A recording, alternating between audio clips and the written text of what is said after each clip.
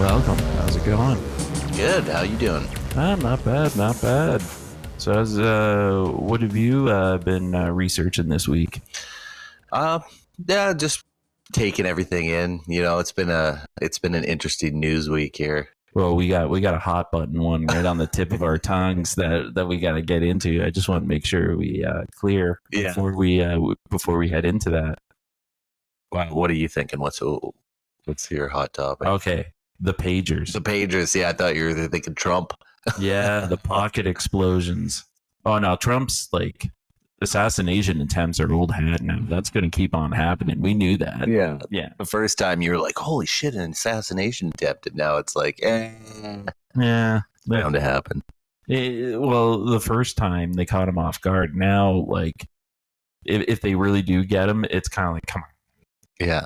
You've had the warnings. You have all the time to prepare. You got caught with your pants down. Yeah. Yeah. And he's still taking a chance, right? Yeah.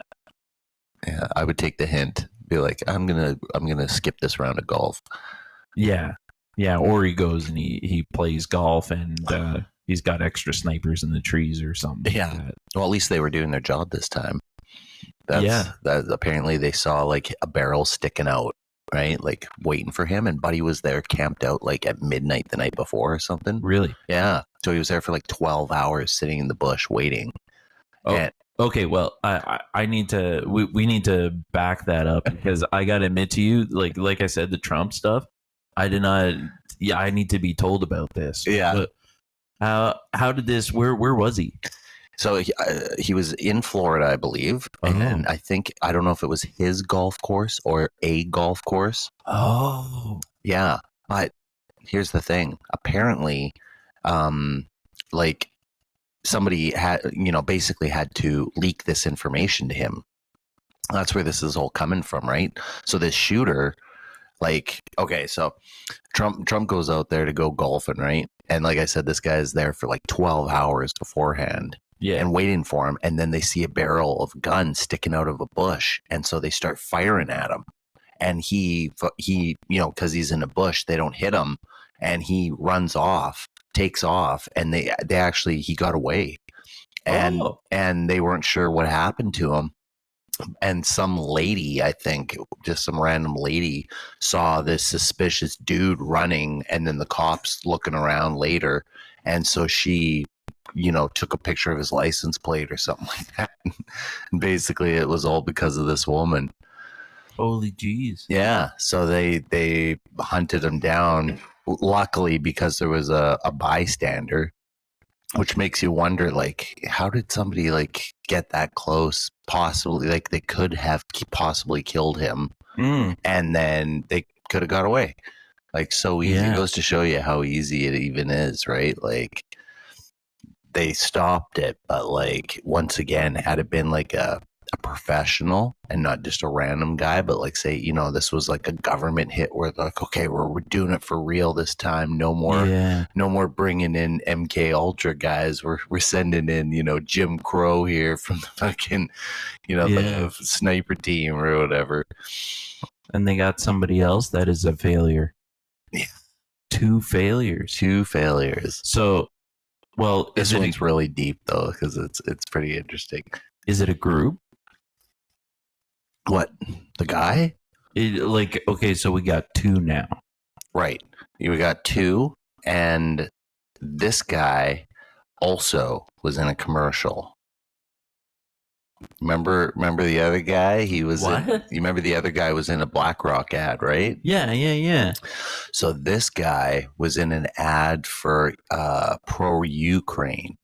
He's been, I guess, he's been over there. There's YouTube videos of him in Ukraine, and they're videotaping him, and he's trying to recruit Americans to come over and fight for Ukraine as a volunteer unit kind of thing. Yeah. Right. And so, there's all this footage of him just doing YouTube videos. And then now that this happened, it popped up, and this footage of him from a Ukrainian recruiting video came out. this was released, I think, like last year or something like that, right? So it's just, it Yeah. kind of shows him holding a sign that says, like United States, we stand with Ukraine or something like that, right? And Admirable. yeah, and so the thing is, the company that made the video, it's called like, like Ukrainian Now or something like that, right? It's like just some random group. Well, this group got the money to make this video from somebody who is investing in the infrastructure and the rebuilding of Ukraine. Like that Okay. got the contracts to rebuild. And guess who that was? Who was that? BlackRock. So wait. Hmm. BlackRock has got, like, I think in 2022, the end of 2022 or 2023, early 2023, something like that, they got this contract to, rebuild the country after the war. Because usually that kind of shit gets, milled out to high up people's friends, right? Yeah. Like that's how it went with the Iraq War and stuff, right? Like Yeah. all these companies that like were friends with the Bushes and, Cheney and all these guys, they all had friends who were, defense contractors basically, and they would go in there and they got the no bid contract to go in there and, rebuild the country, right? Billions of dollars. So, yeah. I'm sure there must be even more companies that are post-war, like rebuild. Yeah. My is it just great grandfather? Yeah, it's just my great grandfather. My grandmother's father was his job was welder, but for war rebuild after World War One. Right. And he was sent to France, and my almost moved the family to France. Is like he came back. He'll go out there, weld up the bridges that were blown apart, and then come back. He's like, France is all right. I fucking love it. Fuck Austria. Let's go over to France. And they debated it for a while, but they stayed. And then Second World War happened. Yeah. A lot of rebuilding to go there too. yeah. Then it went that route. Yeah, but anyways, how does BlackRock get affected by Trump? By the bids to for the Ukrainian effort? I really don't know how BlackRock specifically is affected by Trump. I just imagine that basically how I kind of see BlackRock is they're basically like they're a corporation, right? So, but they're kind of like private military too, like. Well, a celebrated one. Yeah, like there's another one that actually, ironically enough, is called Blackwater. Yeah, you remember them? Yeah. I think they were really really big with Obama. Like he was sending them into places and stuff, and like you would always see like places that were war torn or whatever, and Blackwater would be the hired army basically to come in there and do all the private security and stuff like that for the people.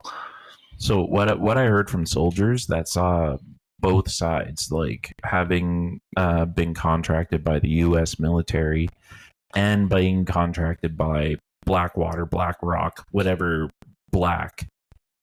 And they said the U.S. military was always like shoestring. It barely had enough to go on and survive and do what it does. Right. And then they go to Blackwater, and Blackwater ran like work. And they said it was beautiful. They went in and they had like a cafeteria with well-made lunches. Sure. Not just like the military, pack where you boil the one thing, they have like a cafeteria with this is your balance for the best body, and then there's weight training, and then they like all their trainings. They go, we do drills all day. We're ready for every situation. It's not the same in the U.S. military. No.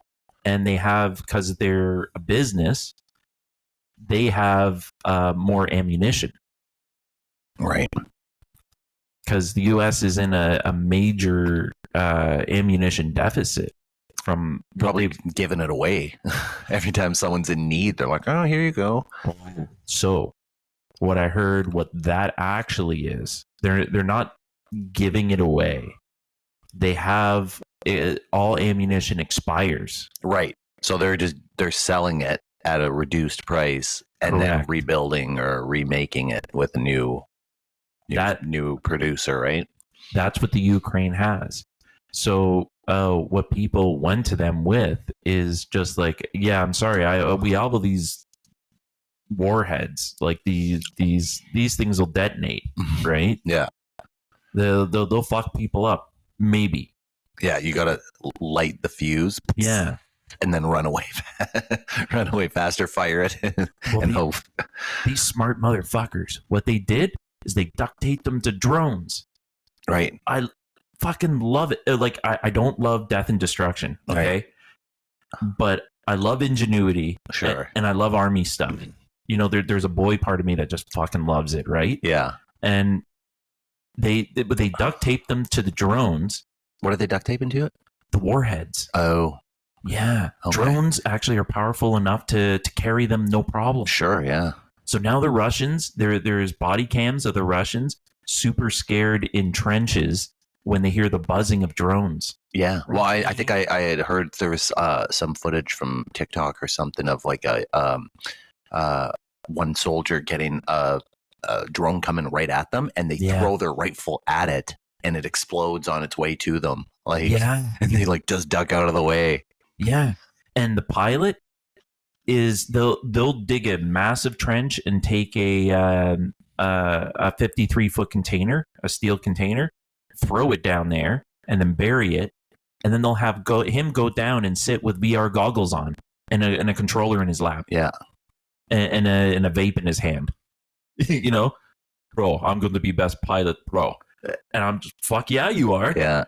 Puts on his goggles and like starts vaping, and he flies that drone straight into a tank and blows that shit up. Successful mission. Yeah. Like the ingenuity, the doing, like the underdog, finding a way. Yeah. That is just an amazing part of the human condition. Like that has to be celebrated in some kind of way. There was a movie, I want to say around like 2018. No, maybe a little earlier than that, even like 2015 or something. But it was called Good Kill. And it was with, like, who's that guy? Like Ewan McGregor or someone like that. Okay. Someone that looked like that. And yeah, they just played a dude who's like living a suburban life. You know, he gives his wife a kiss, and he's playing with his kids. And he's like, well, I got to go off to work. He takes his briefcase and he shows up at this warehouse, and he goes in there, and they just sit down at a computer and like throw on the goggles just like that. And then he's like flying drones in Afghanistan. And I think it's based off like kind of a true story. You know what I mean? Yeah, very, very loose, but like basically just saying these things are real, and this is probably what it's like for these people. You know what I mean? Yeah. But yeah, so he's just, and it's just him trying to cope with this stuff, right? Because you know he's got the drones and stuff, and he's got to make these fucking decisions. Like, oh, is this a bad guy? And then he goes in there and he like fucking, you know, kills a whole bunch of people, and turns out there's a kid in there or something, you know, and then it's like, it's the end of my shift, and then you know, and then he's got to go home, right? And it all starts to like weigh down on him. Yeah. Yeah, that's a real thing. That's a real job. Yeah. But like I used to think, okay, like, oh, this is kind of the future of warfare, right? And you think, okay, like we're living in, you know, with drones, and you know, soon it'll be like fucking robots and shit like that, right? But now with this whole pager thing, you know, okay, that's like a whole new world of warfare. Yeah. So how? Okay, I don't think they released it. I haven't seen. But how do you think they did that? How do you think what? How did they do what? How did they make them all explode at the exact same time? Well, it must have been on some sort of you know, rigged to some sort of trigger, right? That's the only way that makes sense. Because so originally they thought that it was like some sort of malware thing, right? Yeah. that like basically somebody had like hacked these things, which I knew right away that's bullshit. Like no one's fucking hacking a fucking pager and making the battery explode, right? But that was the angle they were trying to swing at first. Like, oh, it might have been hackers putting something in there, and then they found out pretty quick. Like, no, it seems like it's Israel. But it seems like it's Israel, the hackers. No, that put the bombs inside all these fucking pagers. So basically, what it looks like is that Hezbollah was worried about getting hacked from Israel with all their cell phones, right? Because Israel has the Pegasus, Right. right? You know, the Pegasus virus or whatever. Yeah. So that's like the most powerful espionage tool in the world, as far as we know, because you don't even need to hack somebody's phone. All you need is their phone number, and you can gain access to it with this fucking program. Yeah. Right, and just go through their phone, and if there was a way to make the battery explode, you could probably do it, right? Oh yeah. So they said, like Hezbollah said, okay, look, we keep getting fucked because they know everything we're doing. As soon as they hack one of our guys, they're getting all our info. So we got to take this back to the old days. So from now on, we're only talking about stuff. We're writing notes on paper, and we're going to use pagers to communicate. So somehow, I guess, probably because Israel can hear everything pretty much, they probably were like, oh, okay, well, we got to get ahead on this. So they fucking, somebody found this company, which appears to be, I guess it was a Thai, I think it was a Thai company. I think that's what they're saying it was. It was like a company from Thailand that was making these pagers, or Taiwan, that's what it was. A company from Taiwan that was making these pagers. That makes a lot of sense. And they ended up subcontracting it out, apparently, to a Turkish company or something. Ooh. Yeah. So that's where this fucking, the more lines you draw and space in between, the harder it is to fucking track this shit down, right? So that's what they know doing this in the first place, right? So it's like a shell company, basically. You got a company here, they're hired because that's where the paper trail is going to lead to. And then they've got a less well-documented trail of like, oh no, we didn't do this. We sent it to this fucking company over here. Here's the receipts and whatever. Yeah. And then, so yeah, it seems like, however this convoluted line worked out, it's subcontracted between different people. And there's like, 3,000 pagers or whatever it was that got shipped out from this company, and it seems they probably had something that was like C4 embedded inside, like powerful. It had to be big. Like it couldn't just be a battery explosion, right? I've seen the videos. And oh, really? I haven't seen. I think I saw one small clip of somebody just like you see a poof, and they're in a grocery store, and then they just kind of fall over, right? But oh no, it wasn't like that. No, some people, their pocket, just like there was a big cloud like around them. Yeah, and they go flying. Oh yeah, it killed 12 of them. Yeah, and 6 of them were children. Here, hold on to Daddy's pager. Yeah. Well, no. So thank God I did that. Almost. I think what they did was the whole idea was that the pager would go off when they did the signal or whatever to explode. That it would go off. That as if it was a page, so that people would look at it and it would be in front of their face, looking at the number. Yeah. Yeah.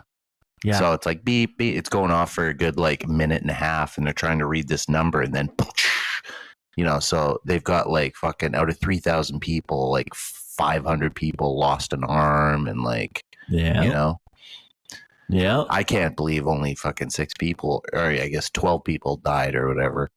Yeah. But like fuck, six kids, like, oh. Okay, that's a terrible part, but you can't calculate for that. Well, you can't calculate at all. You don't know where any of that shit is. You don't know if there's, who's got those pagers, right? It's a pager, so sorry, I almost said like terrorist because neither side has anything to do with me, right? So I can't say that like one side is above one, or just one has a shit ton of money and resources. Pound for pound, we gotta admit Israel has a badass army, a badass system going on. I would not want to piss them off.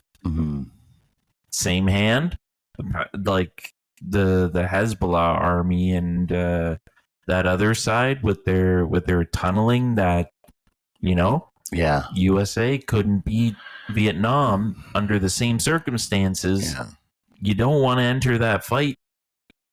Yeah, once somebody has nothing to lose, right, and you back them in a corner, that's when shit gets scary, right? Because you think, oh, okay, well, we took everything away from them, now they're only fighting with sticks and stones. But then that's when suicide bombings increase and stuff, right? Because that's the only way you can do it, pretty much. Desperate moves. Yeah. And like, it's been a while. Yeah. It actually has been a while since you heard about like suicide bombers and stuff. Not even the suicide bombers, just like the event that kicked it all off. Like, we know it as October 4th, right? 7th, yeah. 7th, October. Beginning of October, I know that much. And that kicked it off. Where are we at now? Like the A to B? Well, yeah, we're almost 1 year, right? And now it looks like with this act, it seems like that's the push over the cliff. Like, I don't think that there's going to be much more sitting around now from Lebanon or whoever's... is it Lebanon? Is that what it was? But they've already taken like a metaphorical flaming fist and just pounded it down on Gaza, decimating very unfortunate people for that one guy that they wanted. Yeah. And, and it was, they had somebody fuck with them and they're responding with their might. Yeah. Over responding. Okay. So yeah, grace and tact. Yeah. That's what we gotta like start implementing a little more. I think like I've always wanted a war like this, just a champion fight, and then we all agree, just to keep the citizens as safe as possible. Yeah. If you guys want to fight it out. Don't hurt the citizens. Yeah. Well, that can never happen for them. Unfortunately, if they ever, fought anyone else, maybe, but the Palestinians specifically can't work because they see them as all terrorists, right, and invaders in their land. We see a lot in our books and literature when it comes to these kind of things. They switch them by they get the talk of, oh no, they're not people. They're something else. They're subhuman. I can do this because they are those people. That's almost why or what you have to brainwash your population into thinking before you can act, right? Well, that was a big part of World War II. And why, like, even now the Nazis are still completely demonized, right? When you see and you look back on World War II, you see like, oh, okay, it was like, it's just people fighting people, and as in any other war, right? Especially between Europeans, it's pretty civil to a point, right? Like, it got nasty when they started, England actually pushed it, but they started, something they called in terror bombing. That's what the population called it, was terror bombing, where they would just indiscriminately bomb. Like before, it was like, okay, when we bomb, we go in, we know where their airports are, right? We blow up their airports, anywhere that their planes are going to take off, fuel places that fuel their, all their machines of war. We got to take that out, and army bases and stuff, right? So that's where you start, right? But then Churchill was like, "Oh fuck it, let's take them all out." So then they would start like bombing schools and shit like that, right? Yeah. And they're like, "Oh, because they're the enemy," and people started getting upset about that. But then that's where you have to start switching the narrative, right? And being like, "Oh, they're the really bad ones," right? And so if you push them and bomb them a couple times, and then they come over and then start bombing you, then oh, look what they're doing to us, then Yeah. you play the victim card, and the population steps in behind you, right? Because they people remember being bombed, Yeah. like they're like, oh, those nights when we would have to sleep and you could hear the bombs shaking the city, it was just terrifying, right? And you can imagine it probably was, but that's them retaliating, right? Yeah. Retaliating from being attacked in the first place. Yeah. Like they would do things like England would bomb a school, and then when the ambulance showed up, and people started helping, they would come back and rebomb it, just on purpose. And it was all about stirring up their emotions, to get them to attack more, so that they could flip the script and be like, look what's happening, so they could like do that victim mentality thing. But and they still always hold citizens up as the punching bag for this. Yeah, well, that's the only loser in war is the citizen. Yeah. Right now, at this minute, there is tremendous suffering going on right now. It's always the hardest, because you think by now you would be able to just be, see it. Everyone could just see it and say, look, like if everyone steps out of the fucking armies, then then there's no power left. Yeah. If everyone just says like, I'm not gonna fight that war, that's ridiculous, right? And then they all just hand in their uniform and fucking step out. Like those generals can yell at you, oh, you're gonna get reprimanded all you want, right? But if there's no one there to arrest you, those guys are like, sorry, I'm not taking my fellow citizen into arrest. And then they hand in their uniforms and everyone all walks out. Yeah. Then your wars can't be fought. But they've always been rich people, right?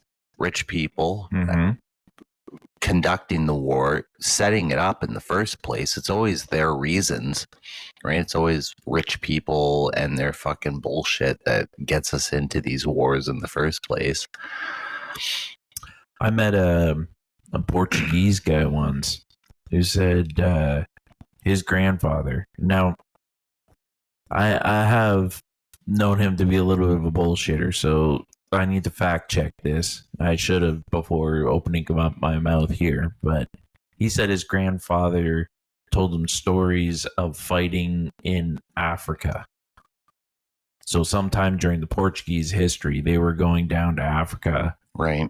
And he was telling him about being on a Jeep machine gun, the turret on the top. And mowing down citizens everywhere they went.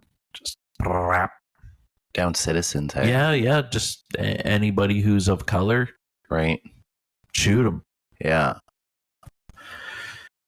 Is that true? Isn't that true? I don't know right now, but just even the thought of at any point in time, like it's this other country coming in and the soldiers act like animals. That's the thing.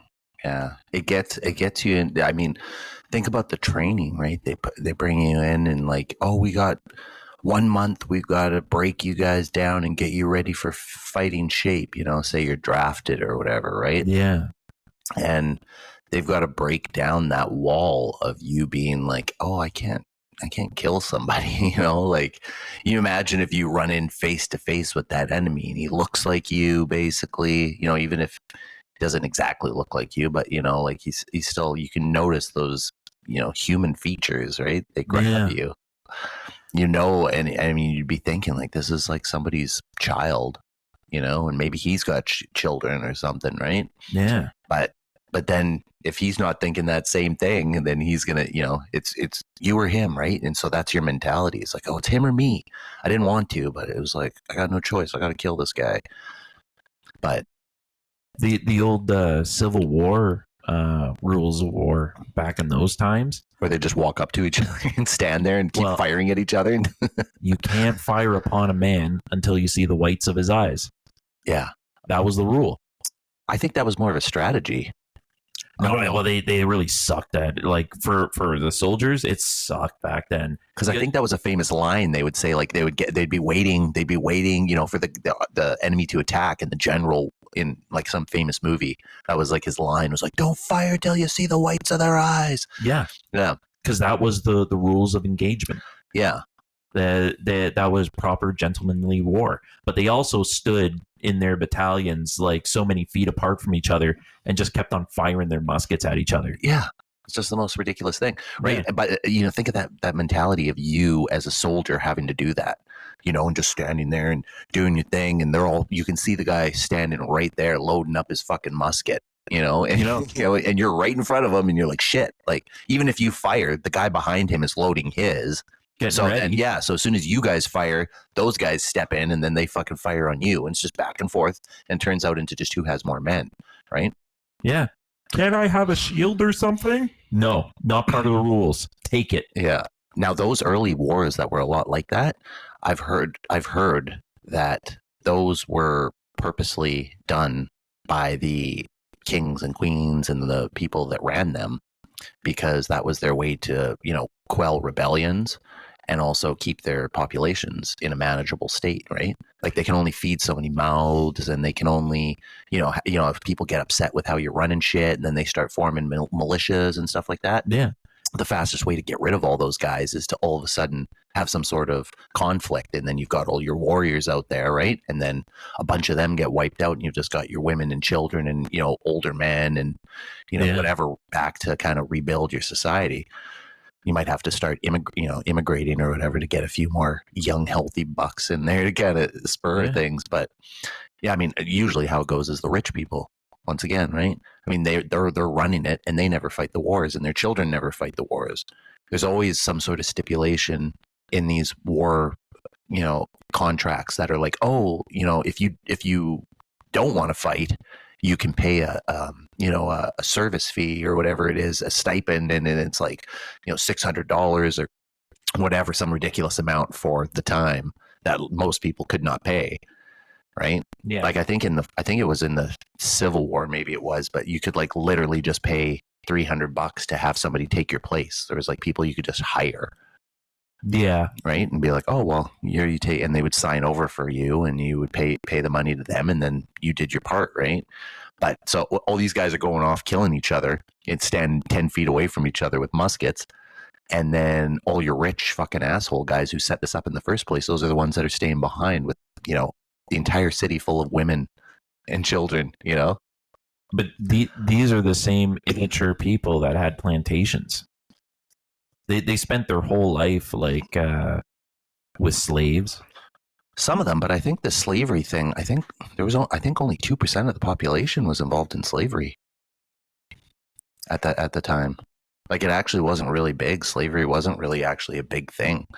But that's how rich people got even richer, though, right? Well, some in the South, because it was only in the South, right? And they were the ones manufacturing, and then the North was more of the cities and stuff, right, that would take in the goods that they were producing. But then started having an opinion on the slavery, saying, no, I don't like it. You guys got to stop it. And they said, no. Well, they were also the ones running the government and stuff, right? So it's like they're making all these decisions about, oh, well, we need this, we need that, and we're going to tax for this. And that doesn't help out the guys who are running down there in the South, right? So that's why they were so opposed to it. Yeah. In so many ways. New York was the North, and that was the business that was running everything. The stock market.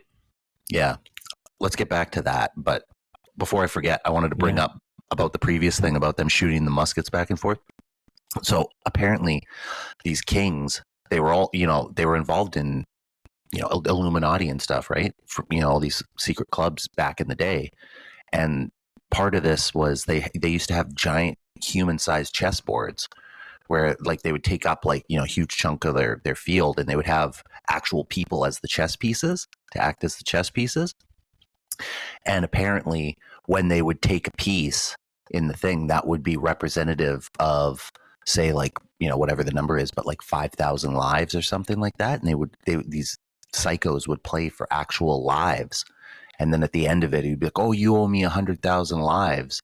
And then they would have these wars. And then that's how many people they would kind of like send out to be slaughtered. It was like a sacrifice thing. And the only, like, I just imagine my head like confronting these people. That's what you're doing. You're playing a game, and it's all these lives, and you're pushing all these people into it. Now, I can only see another human having the answer of, well, they're the ones doing it. I only said, and then they want to. Right.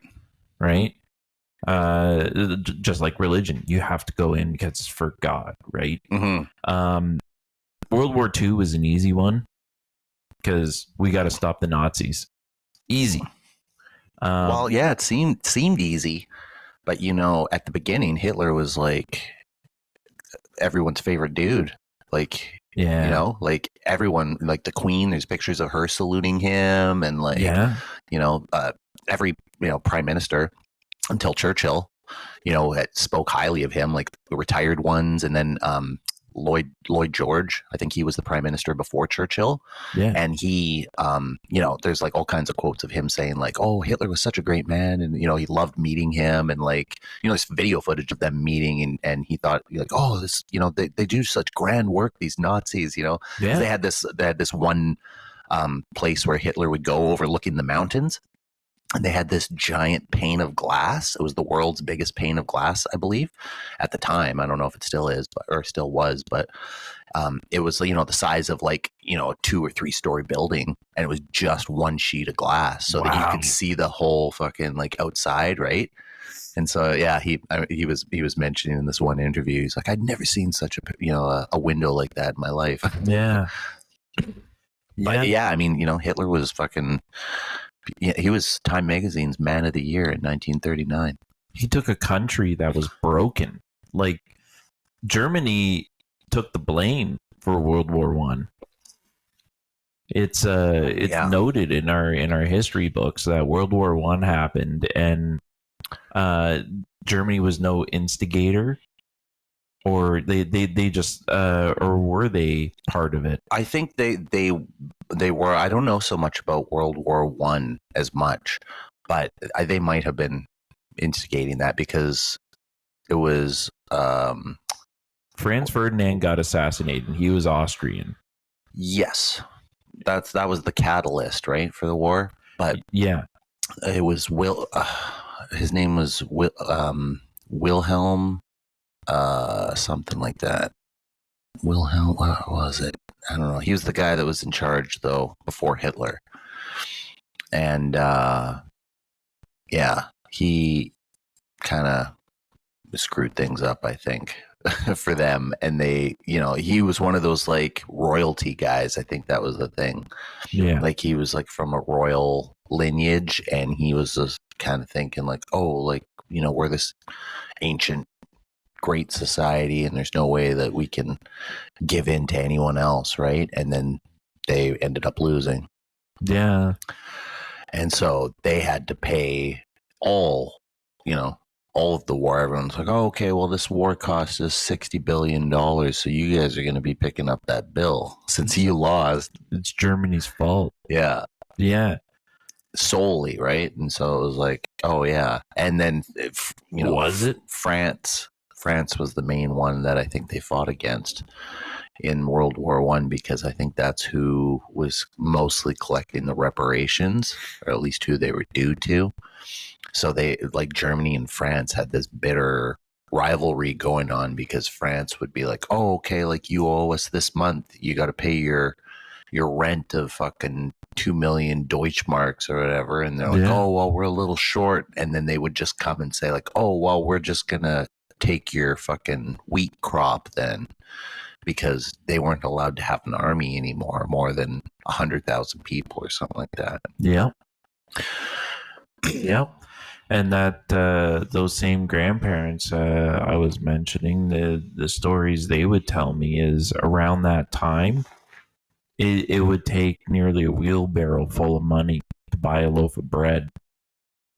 Yeah, that's a classic trope of the collapse of a society, right? Yeah. Where it becomes that Weimar Republic.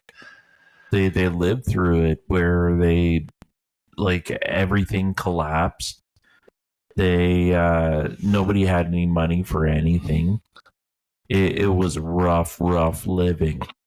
You know, everybody lived in one-room houses.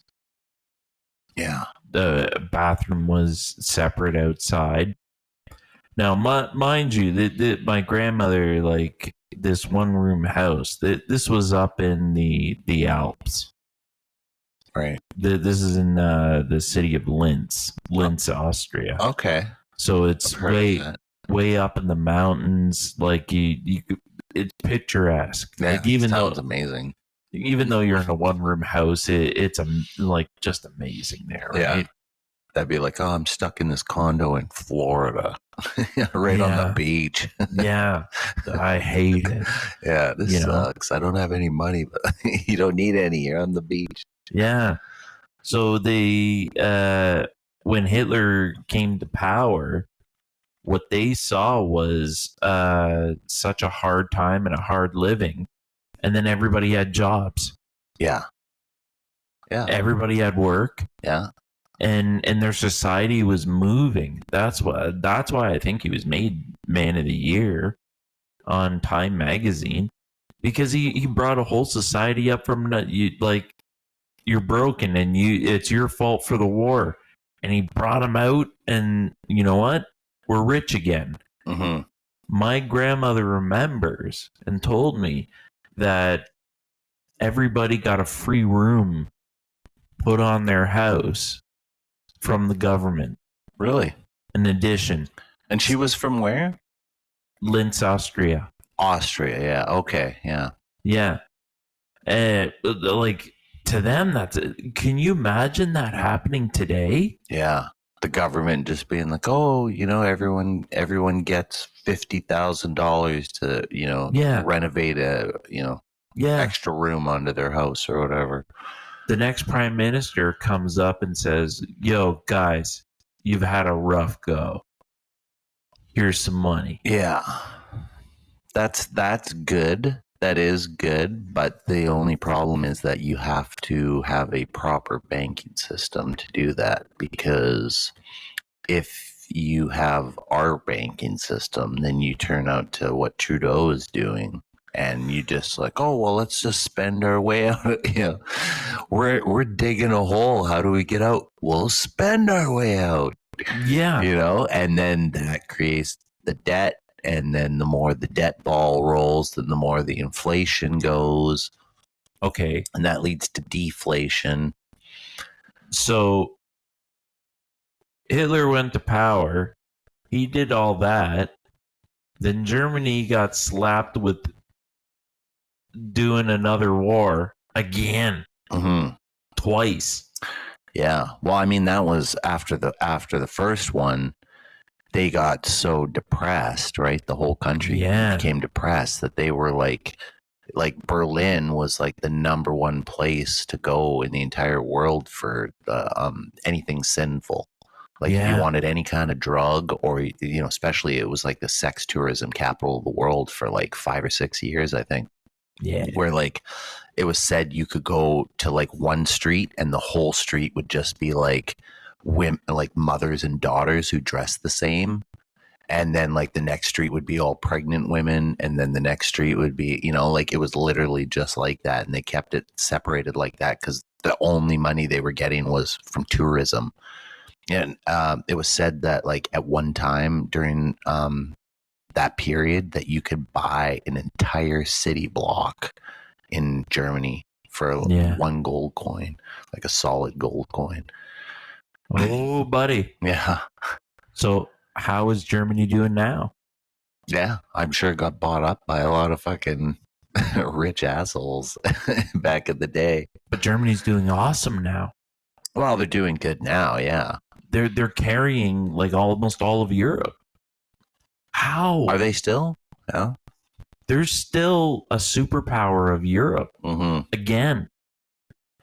This time honestly. Yeah. And like they've had to rebuild their reputation quite a lot. So don't hold that info in. How did you do it, Germany? You know? Yeah. I saw the videos of the Volkswagen factory. That looks like a dream. Yeah. Well, I mean, that all changed, right? I mean, the thing is they moved from where they were to, after the war, then basically America, I would say, probably had a good hand in installing who was next, and it's probably been that way ever since. Or at least maybe not America, but like, Britain at the very least, right? Yeah. One of those two powers, or even together, were like, oh, this is the guy we're putting in, right? And then they back somebody, and then that's who takes over for a while. And they build up every country the way they want it. Well, it's turned out. Well, I would have to talk to some citizens now. See that's where I want to hear those voices from boots on the ground. There was a documentary that came out some time ago. I forget what it was called. It might have been something like, it was like The Sins of Our Fathers or something like that. But it was a World War II documentary, but it was all from the German soldiers' side of the war. So they were interviewing old veterans and stuff that were like German vets that fought in the war and whatever. And they're telling their side of the story of like what was happening. Yeah. And yeah, it's like, it's complete, night and day. They're just like, they always say like, oh, we had no idea what was going on with, the camps and stuff. We were just fighting the Russians. That's what it was about, because they were the communists, and communism was taking over all of Europe, and they were like, if we didn't stop it, then it was going to take over the world. So like we felt like we were fighting for the world, and the world was fighting against them the whole time, and they couldn't understand it. They're like, we're the ones doing all the work here, and now you guys are attacking us. Yeah. Like, we thought you guys would be propping us up and giving us high fives. That was my grandfather. Yeah. He was fighting Russians. Yeah. And he was really tight-lipped. Like, barely shared stories, Mm-hmm. Just sat there with a scowl on his face, but to me, sweet as pie. Yeah. Love the guy. He told like some stories of like when we were like hiding in a spot, how we would rig a door is tape a light bulb over top, so when someone opened it, you'd wake up in an alert. He had a few times where he had to like climb on top of a train, and he got frostbite on his ear. That's why it kept on reoccurring. Like, why you got a scab on your ear and it's like, yeah, it's from the time of the train. And then they told like this kind of James Bond story that didn't have any killing or nothing. Like, why were you climbing on top of a train? I don't want to talk about it. Yeah, come on. But I got it at the same time. Like, PTSD from the war was like a big part of the family. Yeah. I had a buddy whose grandma and grandpa were German as well. And like when we were growing up in BC there, I would stay at, he lived with them for a while. Like his mom and him lived in the basement, and then his grandparents were upstairs. Yep. And yeah, so I'd go over there a few times and have sleepovers and stuff when we were kids. And he told me a couple times, like I met his grandparents, right? And they were like really nice people, but it was the same kind of thing. They were very tight-lipped, Yeah. about things. And he one day he was like, "Yeah, my grandpa was a Nazi, man." And I was like, Yeah. "Oh, really?" He's like, "Yeah, he had the whole uniform and everything."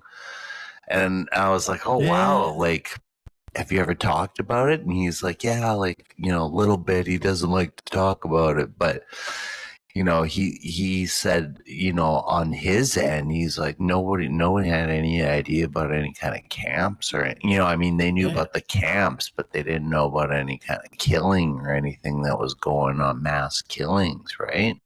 Yeah. And so,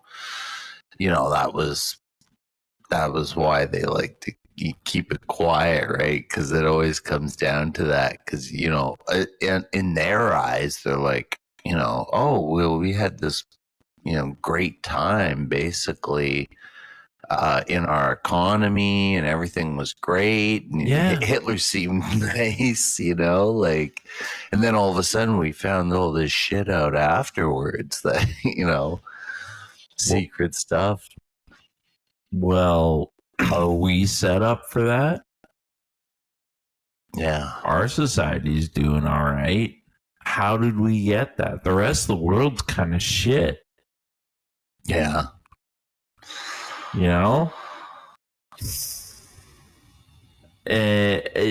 I heard it said, and I believe it. It's from very smart people that we complain about the 1%, but out of the world, we are the 1%. Yeah. That's kind of a scapegoat. We are the 1%, like you and me are the 1%, probably, like compared to the world. Averaged out of the world. But it's the 1% of the 1%. That's really what it is. Like when you actually break it down, you take out the 1%, and the 1% of the 1%, that's the top. I think the spirit of the saying is should we enjoy any of the luxuries that we have when there's another human out there without? Yeah, I used to think about that a lot when I was a kid. I'd be like, oh, like, how can I enjoy this ice cream when I know there's so many starving kids? I'd see, like, Sarah McLachlan come on TV or something, right? And all these kids with the extended bellies and stuff, and you're just sitting there, like, with your bowl of cereal, and you're like, oh, jeez. I wish I could send them this fucking, box of cereal or something, right? And then, as a kid, you're just like, oh, wow. That's when you want to go out and collect for UNICEF and shit like that. You know what I mean? Yeah. I used to do that, when I was a kid. We'd had those fucking boxes at Halloween, Yeah. and they would put it around your neck with a string, and you would go to house and then collect pennies and shit. Right? Well, I did. Yeah. And then you hand that in, and they probably made fucking shitload of money that way. And then it's a good idea. Yeah, it is a good idea, and we all choose to believe that it's going to the right places in the right way. Right. There's the 1% again, because that's about all the money that's getting to the people. Yeah. When my wife and I met, I was exceptionally poor at that time, just kind of up and coming, and I had bunny ears for television, and just picking up whatever was on. And one Sunday morning when she was staying over, it was one of those shows with like check out this African village. Right. Look how poor this person is. Yeah. Then I heard her go, motherfuck, you're sitting in the middle of banana trees. And I, holy shit, didn't even notice. Right. Yeah. We wouldn't notice. Yeah. We wouldn't notice. I've never seen a banana tree in my life. Yeah. And she picked it out right away. Sure. Your house is covered in fruit. How are you starving? Yeah. You know? Yeah. Other ones where it was Vietnamese making the children sell lottery. Right. Yeah. Like, here's your stack of lottery tickets. Go out and sell them. The thing with those banana fields and stuff, I'm wondering if that's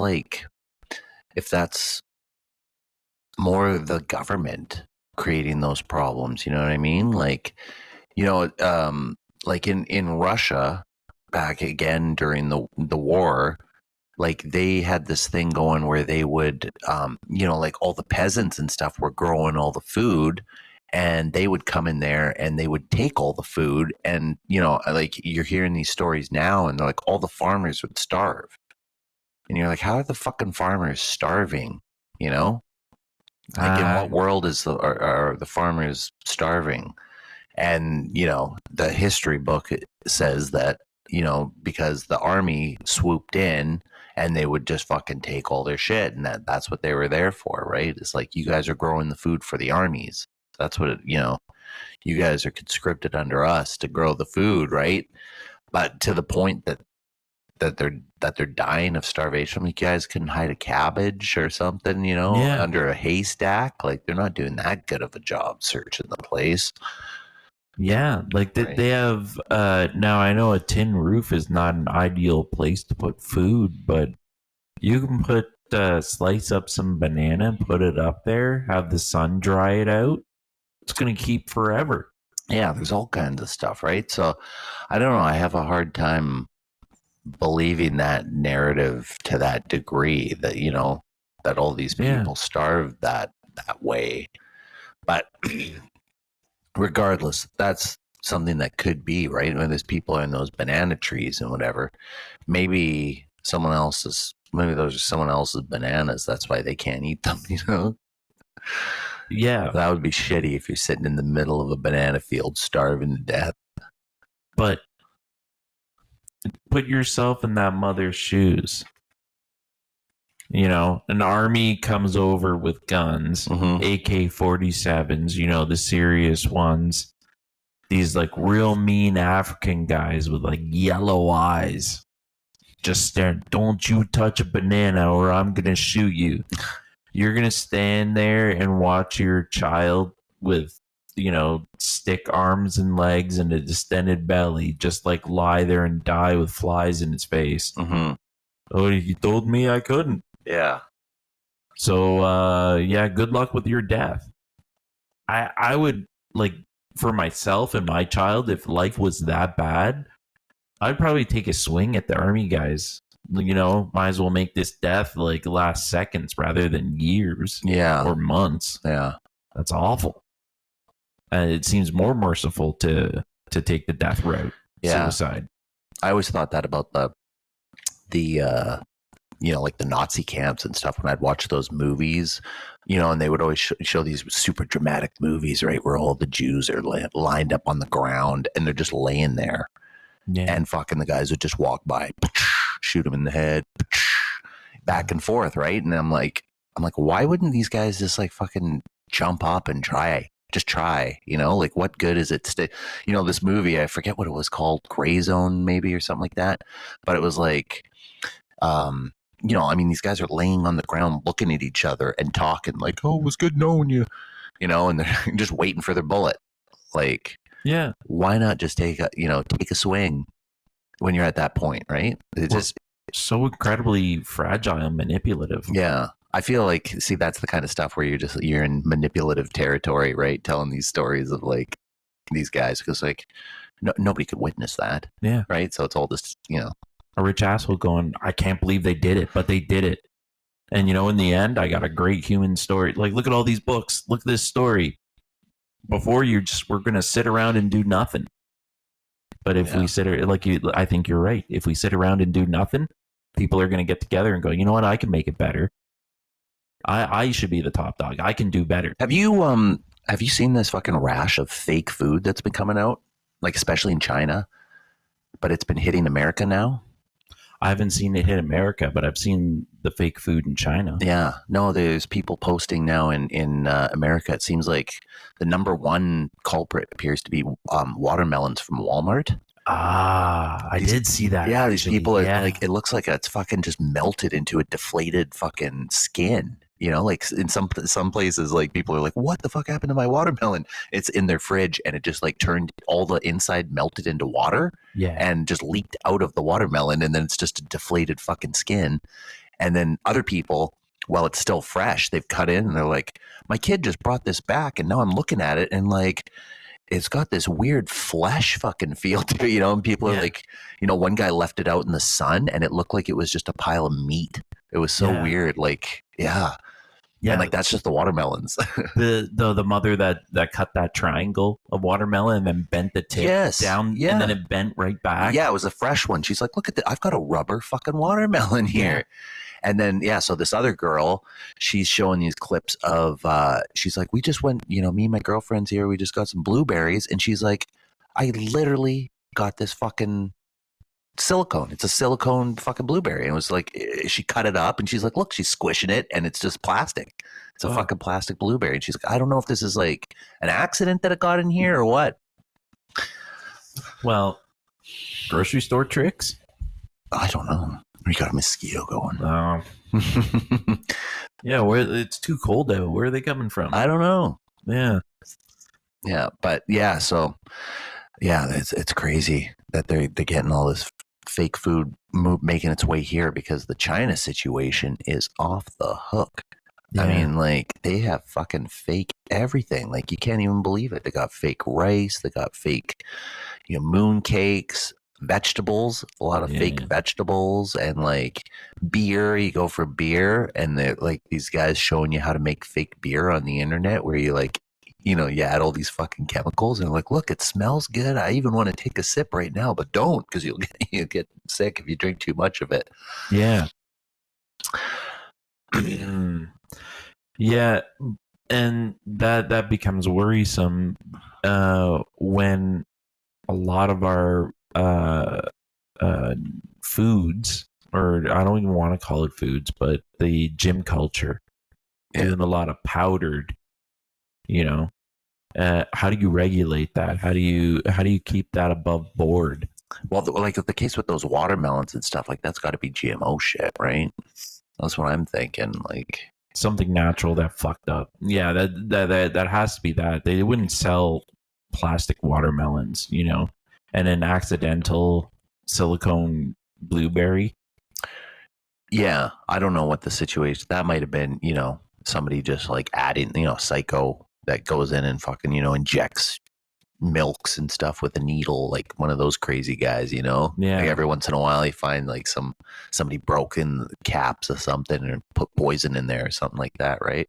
Well, I'm gonna have to find the citations to show you, but there's been a phenomenon where inside candy bar wrappers, somebody's been leaving notes in a code. Really? Yeah. I think the word Zion is in there. That's interesting. Handwritten, like very neatly writ. Help me. Yeah, weird alien language, and it's in candy bars. Huh. Oh yeah, I'll have to check that out. Yeah, it's like a messed up Willy Wonka kind of thing. Mm-hmm. You got a golden ticket, but you don't know where to. Yeah. Well, even Willy Wonka is pretty messed up. Yeah, I wouldn't want to go there either. Yeah, probably not. Yeah, Million Ways to Die, all behind those walls. Yeah, totally. Yeah. And what a way to go. Well, it's a lot better than going by pager.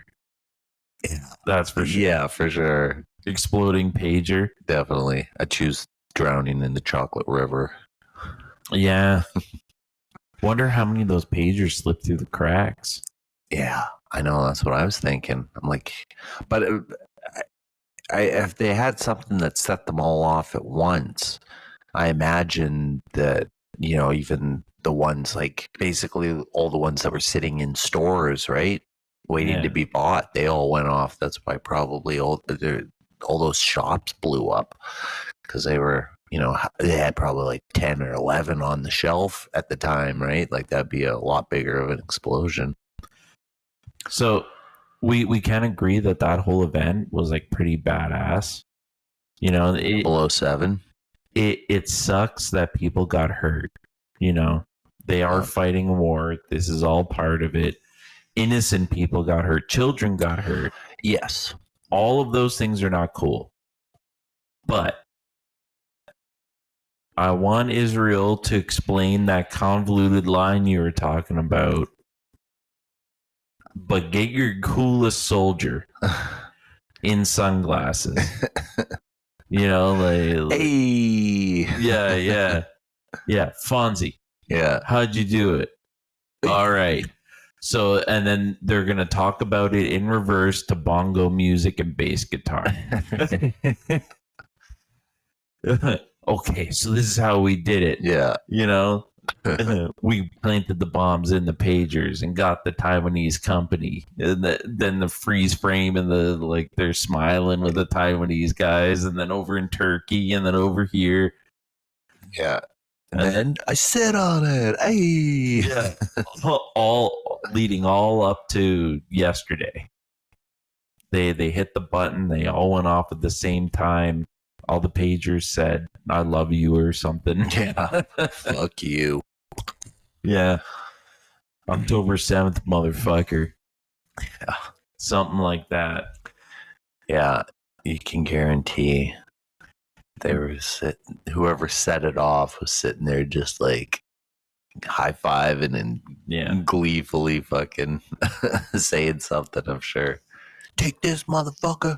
Yippee-ki-yay. My prediction, though, it's going to take a long time to resolve. Mm-hmm. Really long time. So I think this is where I was going before about the whole technology thing. But, so like, now we're in this world of like drones, right? And you think like, okay, like we're going to robots and shit like that, right? Yeah. But really, this age of technology and this kind of warfare that we're in, this could be the future of warfare. Like, just imagine, like, we know we don't build anything, right? Like, Canada's not producing shit. A couple of things, right? But like, I mean, if our shelves were full of just Canadian made stuff, you would only need a fucking corner store to hold it, any convenience store. You don't need a Walmart or something. And so I wonder, like, what in the future, what if something like this happened? I mean, we don't know that there's not an explosive in our phone right now. We get them all from fucking China pretty much anyways, right? Imagine China decided that they wanted to go to war. They're like, oh, we're actually going to do it. Like, wouldn't that be the ultimate sneak attack? Yeah. It's to just like, oh, like we produce all this fucking shit, you name it. How many things from Temu and shit like that are out there, and they put a little explosive in there or something, and then they just set them all off at once after they're ready to, like, that'd be the ultimate preemptive attack, because like no one would be able to pin it on them, first of all, right? It would probably take a while until they realize like, oh shit, a lot of this stuff leads back to China, and then they got to consider like, oh well, is this planned? Is this from the government? And while they're doing that, that'd be, all that chaos would be the perfect time to fucking launch their big attack, right? That they're always afraid of. Like, oh, China could attack at any time. And, they got so many, soldiers and fucking equipment and everything, right? Yeah. It all sucks, but they still got a lot of it. Yeah. Like they got like their jets and stuff. Like there's these French made jets that, somebody bought recently, some country, I forget who bought them, but they ended up turning down China because, Chinese shit is so fucking shoddy nowadays. They went from being like, the main manufacturers to like, basically they just don't fucking care. Yeah, everyone there is so set on trying to make their way up the ladder because they're so poor, but they're trying to, make their living and get ahead in life. And the corruption just fucking rides up so far that like the quality just ends up dropping off the hook. Absolutely. Like at one time they took pride in their work, and like a made in China thing was like, oh well, it's made in China, but like fuck, that's pretty cheap. But it's why would I buy this one when I can just get this one for cheaper, right? Yeah. But now you're like, oh well, I'd rather pay for fucking $7 for that than $3 for this because that's gonna break in 2 days. Yeah. Like their quality is just gone, and I don't know that they're gonna be able to rebuild that. The confidence, right? It just keeps going down. Well, Timu's still used. It is, but I think it's going to be going down fast because like there's more and more reports of poison, right? Like anything you get from them, like you buy a pair of shoes, it's laced in poison. You buy a pair of clothes. Like there's all kinds of videos online right now of people who are getting fucking crazy rashes and shit like that from the whatever is in the clothes. They're like, look at my neck. Like I just had this scarf and fucking my neck's all breaking out now. There's been tons of in other countries. I think there's been tons of deaths compared to it. Like you buy a pillow from them, and then you're laying on that, and like the pillow literally like disintegrates all the material inside. And you're laying on that, and fucking every night, and the fucking dust of it is coming up through your pillowcase and stuff, and you're breathing that in. Yeah.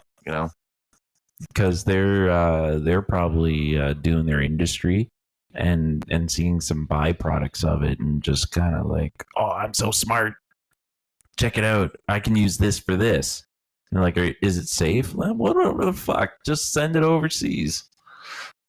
Well, they've got this deal with Russia. Russia has to buy their shit, right? That's part of the trade deal between China and Russia. Oh. So that, like, I think it's probably the same with China. China has to buy their military gear and whatever, which is well made and shit. And then they, on Russia's side, have to buy their goods and stuff from China. And they're not going to be getting soap and fucking, knickknacks and, whatever they need from us. Right. And we don't produce it anyways. But even if we did, we wouldn't be sending it over there because we're at war now. Right. Yeah. So if Russia doesn't make it, they have to buy it from China according to their trade agreements. And there's all kinds of videos of people in Russia with like the best one's this guy on this construction site, and he's like fucking puts a grinding disc on his grinder, and he's trying to cut steel, and he's like, and just says like, here, watch this quality, and he turns it on and he tries to cut the steel, and like, and you just watch the disc just fucking disintegrate as he's pressing down, and he makes like a tiny little scratch in the metal, and the disc is just fucking dust, all the way down. I'm like, oh my God, that's so crazy. I think there was a product from there that I forget what it was. But what I had to do was strip the wires. And when I stripped the wires, it was 2 copper strands. And the rest was all cloth. Like the tiniest amount of copper just to make it work. Just enough to make it work. That's why it's so cheap. Yeah. Yeah. And the rest was just all cloth to kind of like bolster up the wire so you thought it was something. Yeah. Yeah. That's how they get you. Yeah. So they're probably walking around and, like I said, looking for all these byproducts that they can sell. One story that I came across of one of these successful stories is the inventor of Vaseline. No, I just mentioned it because it's such a banana story. Yeah, you were mentioning something about it. Yeah. His name is Robert Chasebro. Okay. Yeah. So in England, his career was kerosene, and kerosene is made from rendering whale fat. Yeah. And then when gasoline became a thing, he went out of the job because they're not whaling anymore. They're not doing any of that. He's walking around kind of like a lost puppy, like trying to find like what to do. Yeah. And he was in an oil field, and on the side of the drill, you noticed that there was like this goo, and the worker said, "Yeah, we hate it. It's a byproduct. we just throw it away, really. Mm-hmm. But we did find that if you get a cut or a burn and you put it on it, it makes it feel better.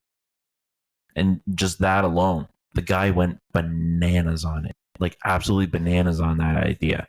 Found a way to refine it, make it clean, get it out into the masses.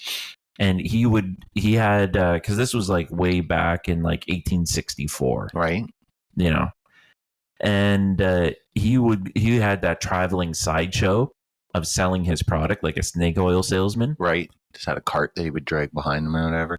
But he would purposely burn his arm with acids and flames and then cover it with Vaseline. And it's going to heal up perfectly. Just like that level of insane. Wow. He would eat a teaspoon of it a day and said, this is why I'm going to live so long, is because of Vaseline. So everyone's like, he became a billionaire. Well, not a billionaire, but like he was one of the richest men out there because it was just selling like hotcakes. Yeah. Everybody loved it, And at one point in his life, what was the he got a weird kind of disease. Now, I'm having trouble finding what the actual disease was, but he got this illness. He was told he's not going to make it, and he still had a lot of life left. So he had an assistant cover him head to toe in Vaseline for 2 weeks. He beat the illness. Really? He lived to 98 years old. Really? Eating Vaseline every day. Wow. Oh, maybe there is something to it, hey? So what happened? He covered himself in it because what happened? Head to toe. He got burned? No, he had an illness. Oh, it's from the illness. Yeah, just like it wasn't this, but it was like Crohn's disease, Yeah. Something like that. Let's ask ChatGPT. I bet he'll figure it out. Let's see. Yeah. What did the inventor of Vaseline die from? What disease? Okay. He did not die from any specific disease. Pulsary. Pulsary? Yeah, it's inflammation of the membranes that surround the lungs and line the chest. That was the disease that he got? Yeah, and he beat it. Coincidence, probably, but like he was such a nut bar about Vaseline. He believes that it did it. Does it? Oh, I'm not eating any Vaseline. Not anytime soon, obviously. But I wonder if there's any medicinal properties to Vaseline, actually. We know just at the very basics of it. Any cut you get or any wound, any burn, you put Vaseline on it, it's going to put a barrier there that keeps dirt out. Yeah. That's a no-brainer. Yeah. I think like way back they would use like animal fats and stuff like that to do the same thing. Sure. Yeah, of course. Yeah. Like I've even heard if you have a serious burn, if you take salmon steak or just fish and have a thin slice of it and put it on the wound and leave it there for a while, the kind of cold organic, there's vitamins in the meat. Yeah. That all transfers right to your skin, and it helps quite a bit, using animals in that way. Yeah. Yeah, I would think that'd be the best, really. Yeah. Yeah. Marrow and all that kind of shit mixed in there. Yeah. Yeah, the healthy stuff that we don't have anymore because we're eating all this fake Chinese stuff. Yeah. With no nutritional value. Well, I'm assuming no nutritional value. I saw this clip the other day. This dude that I watch on YouTube, he's got a channel called Mod Tricka, and he did, it's like a compilation of just interesting videos that he's come across for that week or whatever. And there was this clip of a mouse, a test from like probably the 70s or something like that. And they're like, watch what happens when you put a healthy rat, or whatever, in a pool of water. And it shows like he easily navigates through the water, and he shows him just shooting around this pool, swimming around, and then he finds this spot and gets out, right? but watch what happens when they put this mouse in here who's been fed a typical Western American diet. And then the thing is just like on its back trying to get its bearings and it doesn't know what it's doing. And it's like, just looks like a fucking dog paddling, like really sloppy, can't even swim. Yeah. You know? So it's like, wow, it like really fucking affects the brain. Yeah. It affects a lot of different things. Mm-hmm. That topic is big in my household because the eating I'm used to versus what my wife is used to. Yeah. And she's used to like Cambodian countryside eating. Yeah, fresh, basically, right? Yeah, it's got to be as fresh as possible, and all the stuff you don't want to eat. Yeah, you know, not because you want to, but just because that's all you have, right? So yeah. No, I fully admit everything she eats is like the healthiest stuff you can eat. Sure. The best. I can't adapt to it. No, like why would she eat? So like say she's just making like a soup. She'll like really rough cut meat, like cartilage, bone, like little bits like that. That's good for you. You know, like that goes straight in. Nothing's wasted. Just it all goes in there. If it's green, doesn't matter what it is, just toss it in. You know. Yeah, anything green. Yeah. Fish sauces, you know, different stuff like that. And it's tough eating for me because I'm used to boneless, skinless chicken. You know, it's all has its own uniform. We're used to our plates being like, here's your piece of meat, and here's your mashed potatoes, and here's your little bit of vegetables that came in the frozen bag. Yeah. You know, that was my eating. Yeah, which we see as like your basic Canadian eating. Yeah. And this is just like whatever parts of the animal, it's extra enjoyable to like chew on a bone. Yeah. You know, and get all that like tendon that's sought after, you know. Yeah, it's got all the good stuff in it, right? That's why they all the like Neanderthals and stuff like that. They would like break open the bones and fucking suck everything out of them, right? Yeah, and she'll straight up do that kind of shit, you know, like because that's where all the vitamins are. Because she's lived a life where having like no food. Yeah. And when you get to that moment, like you when you get food, you don't waste anything. Yeah. Yeah. That's when they're like collecting bones and just making a soup from a bone broth, right? Like that's when you're getting down to it. When you're so hungry that you clean a chicken wing like super good, that makes you proud. Like I even ate that gross stuff at the top. Yeah. Oh God. I know. When I'm eating chicken wings, I throw it away. Like, you know, it's like it looks like it's fucking still tons of shit on there, right? But I'm like, I'm not eating that stuff. Yeah, that's how our chicken wings go so far. Yeah, is I'm round one and she's the round two to clean up, so it doesn't go to waste.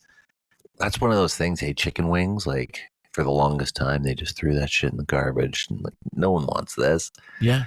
And then somebody with marketing was like, hey, what if we just charge people? Like, we'll put them as just chicken wings. Yeah. And then now they're fucking a phenom. Yeah. You know? Baby carrots, too. I heard they're similar. Hey, they're all the shitty fucking rotten carrots and fucking stuff like that. And then they just take it and they have a machine that fucking just shaves them down until they're just a nub. And then it throws it in the... Yeah, like a lathe. Yeah, basically, and then that's how they get their fucking baby carrot. You just get the core of it, basically, that's still good. Yeah, you know. Then you shave off all the shit from the outside.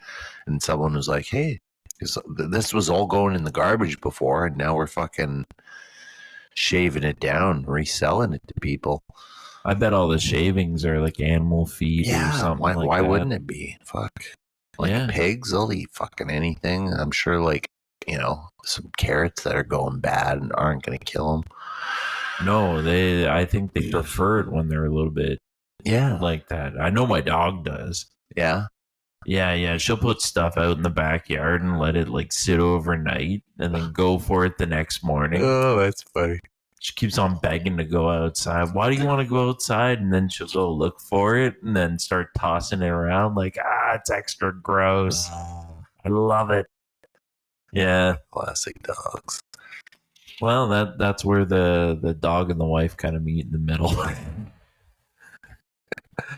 Now they're best friends. Yeah. Yeah. That's Yeah. And I know logically that's the better way to eat. Mm-hmm.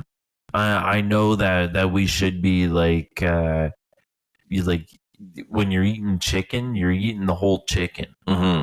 Everything, even like, especially like the kidney and liver and Beak, yeah, well, as much as you can, feet, You ever been in those Asian countries and they love their chicken feet?